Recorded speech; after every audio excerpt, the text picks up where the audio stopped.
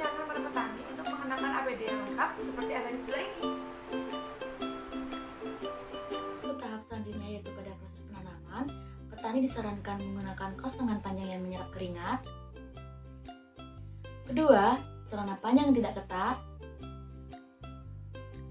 Ketiga, kaos kaki. Keempat, sepatu boots. Kelima, masker. Keenam, topi. Topi ada dua macam, model capil dan topi yang langsung menutup sampai ke leher. Lalu yang ketujuh, jika dibutuhkan petani dapat menggunakan sunscreen. Kedelapan, sarung tangan yang kedap air. Dan untuk proses penanaman, petani dapat menggunakan alat bantu modern seperti hal tersebut merupakan saran untuk mengurangi, mencegah, dan menghindari adanya bahaya-bahaya ketika proses penanaman. Lanjut ke tahap selanjutnya. Baik, yang selanjutnya yaitu proses kerja pemupukan. Nah, pada proses kerja pemupukan ini, potensi bahaya yang dapat terjadi yaitu potensi bahaya fisik, ergonomi, serta kimia. Yang pertama yaitu ada bahaya fisik. Bahaya fisik ini contohnya seperti paparan sinar UV. Nah, dianjurkan pekerja bertani itu menggunakan sunblock, celana panjang, baju panjang, serta menggunakan topi. Yang kedua yaitu bahaya kimia. Bahaya kimia ini contohnya seperti pestisida. Nah, agar tidak terjadi paparan pestisida, petani dianjurkan untuk memakai respirator separuh masker, kacamata, sarung tangan, serta sepatu boot. Karena mungkin saja pestisida tersebut terbawa oleh angin dan masuk ke dalam tubuh.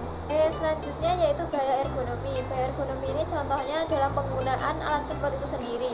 Nah, dianjurkan petani itu menggunakan alat semprot yang otomatis. Karena apa? Karena menghindari gerakan yang berulang pada saat proses penyemprotan, karena dapat menyebabkan pegah-pegah dan linu-linu. Seperti itu. Selanjutnya, pada proses panen padi, hal pertama yang harus kita siapkan yaitu mesin yang mirip dengan traktor dan dilengkapi dengan blower pemisah antara gabah dan potongan batang padi tersebut. Contohnya seperti gambar di samping.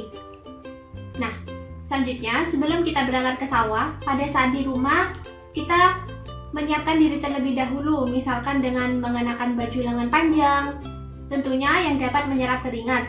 Setelah itu, mengenakan celana panjang yang tidak ketat, salah satunya yaitu bisa dengan mengenakan training.